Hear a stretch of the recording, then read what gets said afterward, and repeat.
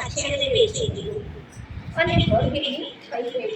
આ બાજુ મંદાઈ ગઈ અને મંદાઈ પાછી આને ત્યાં આવી. મોટું ઘોડું જોઈને વિચાર કર્યો કે ઘોડું જ લઈ જાઉં. ફળિયાના છોકરાઓ ખાશે તો રાજી થશે. એ તો છાણ આપીને ઘોડું લઈ ગઈ. છરી લઈને જ્યાં ઘોડું કાપ્યું ત્યાં તો ખણક કરતી બધા સોના મોગો પડી. મંદાઈ તો રાજી થઈ ગઈ. નક્કી આ પુરુષોત્તમ પ્રભુની જ કૃપા છે. ધનબાઈએ 5 સોના મોગો વટાવીને સીધું નામ કરી ગયા. 101 બ્રાહ્મણને મોકલી દીધા. જમાડીને મોંમાંથી દક્ષિણા પૂરી. બ્રાહ્મણો તો મંદાઈનો જયજયકાર કરવા લાગ્યા. આ જયજયકાર દેશ પર તો કરીને તમાશો જોવા આવેલા રાજા ભૂપે સાંભળ્યો. ધનબાઈના બદલે મંદાઈનો જયજયકાર સાંભળીને એને નવાઈ લાગી.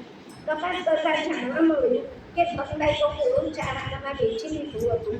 રાજા સમજી ગયો કે જેના ભાગ્યમાં ન હોય એને ભૂખ પણ ન આપી શકે.